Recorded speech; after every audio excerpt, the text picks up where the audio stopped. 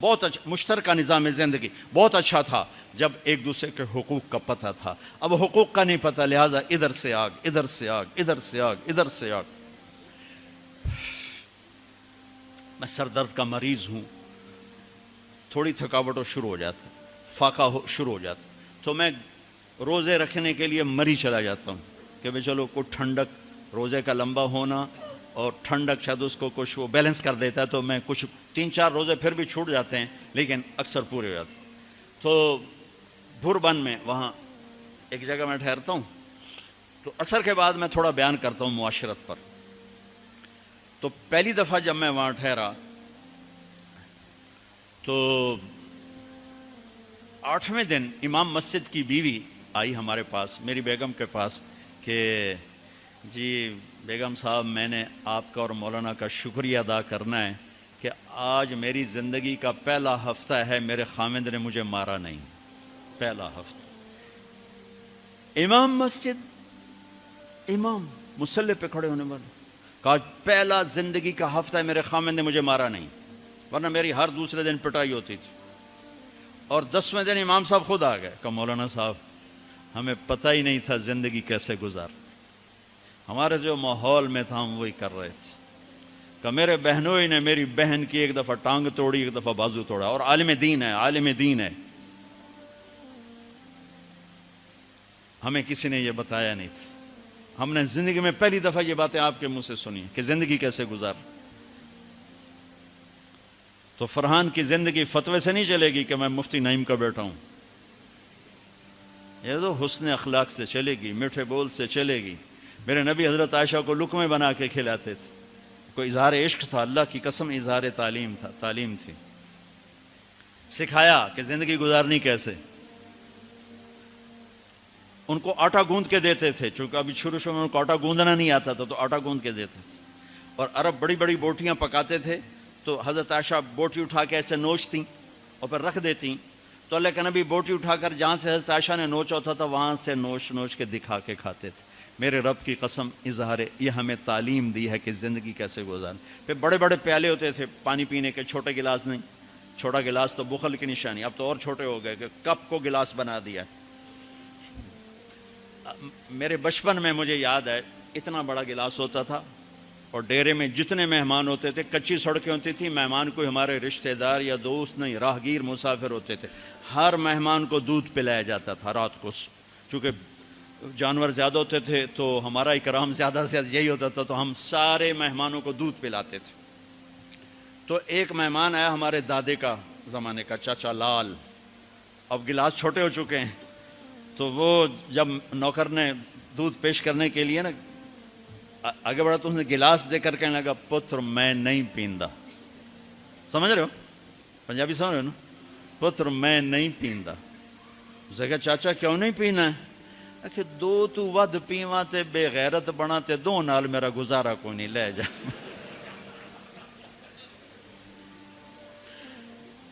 تو بخل کا زمانہ آ گیا، چھوٹی چھوٹی گلاسیں آ گئی. تو بڑے بڑے گلاس ہوتے تھے، تو ہم عائشہ رضی اللہ عنہا پانی پی رہے ہیں، رکھ دیا. میرے نبی اٹھا کر جہاں حضرت عائشہ کے ہونٹ لگے ہوتے تھے وہاں ہونٹ رکھ کے پانی پیتے تھے. صرف تعلیم.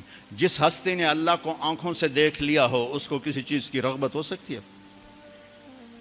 جنت بھول جائے گی جب اللہ اپنا دیدار کرائیں گے اور پھر پردہ پوشی فرمائیں گے تو کہیں گے یا اللہ جنت نہیں چاہیے، تو چاہیے، بس تجھے دیکھتے رہیں، بیٹھے رہیں تصور جانا کیے ہوئے از لذت دیدارش، خسرو چتواں گفتن سر دادن و جان دادن نادیدہ رخ یارے.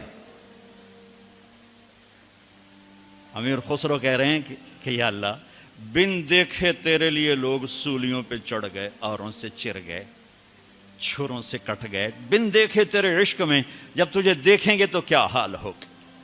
از لذت دیدارش خسرو چتواں گفتن سر دادن و جان دادن نادیدہ رخ یار. تو جس ہستی نے اللہ کو دیکھا ہو ان کے لیے عورتوں کی کیا رغبت ہے. یہ صرف سکھانا.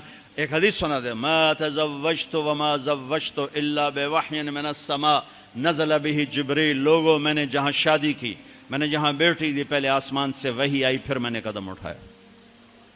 اللہ کی قسم ہمیں سکھانے کے لیے تھا، ہمیں سکھانے کے لیے۔ ہاں سفر سے واپسی ہو رہی ہے، ٹھیک ہے، آپ نے صحابہ سے کہا چلو بھائی تیز ہو جاؤ، وہ سارے تیز ہو گئے، یہاں تک کے نظروں سے غائب ہو گئے، ٹھیک۔ تو اب کون رہ گئے؟ اما عائشہ اور میرے نبی۔ تو اما عائشہ نہیں، میرے نبی نے کہا عائشہ دوڑ لگائیں، دوڑ لگائیں، لگائیں۔ اللہ اکبر،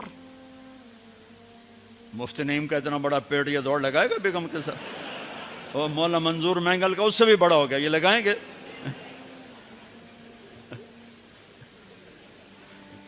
تو عائشہ دوڑ لگائیں، کہا جی لگائیں۔ تو حضرت عائشہ فرماتی میں آگے نکل گئی لیکن ابھی پیچھے رہ۔ پھر کچھ عرصہ گزر گیا، کئی سال گزر گئے، پھر ایک سفر سے واپسی ہو رہی، آپ نے کہا ہاں بھائی آگے جاؤ، وہ سارے آگے جا گئے، اجل ہو گئے۔ آپ نے کہا عائشہ دوڑ لگائیں، کہا جی لگائیں۔ تو کہا ان دنوں میں موٹی ہو گئی، تبدنت کا لفظ مجھے یاد ہے، کہ میں موٹی ہو گئی تھی۔ تو جب دوڑ لگائی تو اللہ کے نبی آگے نکل گئے، تو آپ نے کہا عائشہ ہذہ بتلک، اب تو میں برابر ہو گئی۔ اللہ کی قسم زندگی سمجھانے کے لیے تھا۔ جہاد کا سفر سارا صحابہ کا قافلہ ہے، جنگ کا زمانہ ہے، دشمن چاروں طرف ہے، اور ہم اما عائشہ رضی اللہ عنہ اونٹ پہ بیٹھیں اور ہاتھ لگایا تو ہار غائب۔ فرمایا میرا تو ہار کوئی نہیں، میں تو نہیں جاؤں گی، میرا ہار ڈھونڈو۔ تو میرے نبی نے نہیں فرمایا چل بیٹھ، اتنے لوگوں کو تو پریشان کرتی ہے، تجھے پتہ نہیں میں نے سبق پڑھانا تو میرے پیچھے پڑ گئی، طلبہ میرا انتظار کر رہے ہیں۔ آپ نے کہا بھائی عائشہ کا ہار ڈھونڈو، سب ڈھونڈنے میں لگ گئے، شام ہو گئی، سورج چھپ گیا اور ہار نہیں ملا، اور اس کے بعد تلاش بند ہو گئی، اندھیرے میں کہاں ملے گا؟ اب کیا ہوا؟ پانی رات کو عشاء میں ختم ہو گیا، فجر کی نماز کا وقت داخل ہونے والا ہو گیا، اور پانی کوئی نہیں، تیمم کی آیات نہیں اتریں۔ لوگوں نے ابو بکر کو تانے دینے شروع کہ تیری بیٹی کی وجہ سے اب نماز کا کیا بنے گا۔ ابو بکر غصے میں آئے اما عائشہ کے خیمے میں، تو اللہ کے نبی گود میں سر رکھے سو رہے تھے، اب آپ تو باپ تھے، تو آ کر اب بول تو سکتے نہیں، اور چہرے سے دوری تیری وجہ سے ہو، اور یہاں پسلی میں ماری انگلی، زور سے انگلی ماری۔ تو کہتے میں ایسے سخت ہو گئی تاکہ میرا بدن حرکت نہ کرے کہ کہیں اللہ کے نبی اٹھ نہ جائیں، تو چہرے سے غصے کا اظہار کر کے، اور میرے والد مرحوم جو تھے نا وہ گالیاں بہت نکالتے تھے، اور ان کی بخشش پنجاب کے ذمہ دار کیا تھے۔ جب میں تبلیغ میں لگ گیا تو اب وہ عادت مجھ سے شرماتے تھے، تو جب میں ہوتا تھا نا تو نوکر کو بلا کر اس کو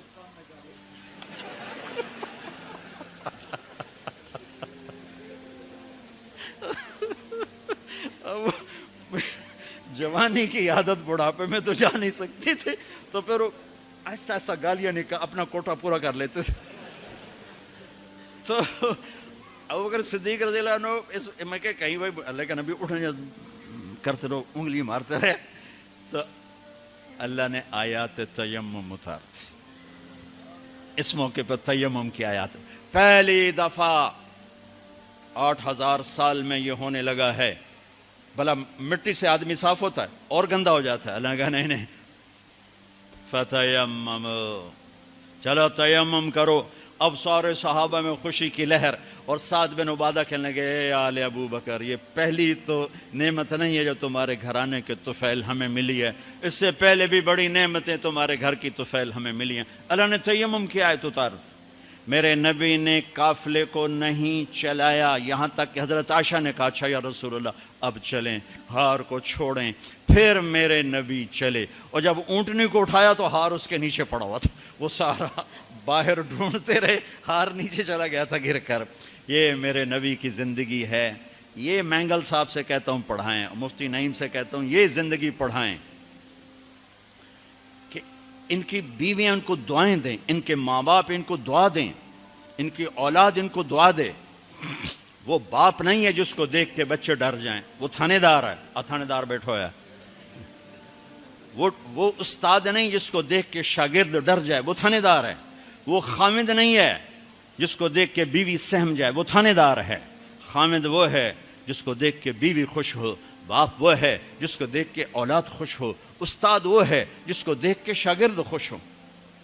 اپنے مصنوعی روب جمانا کہ استاد کی ہیبت ہونی چاہیے، ارے ہیبت، محبت ہونی چاہیے، محبت سے علم منتقل ہوتا ہے، ہیبت سے نہیں ہوتا،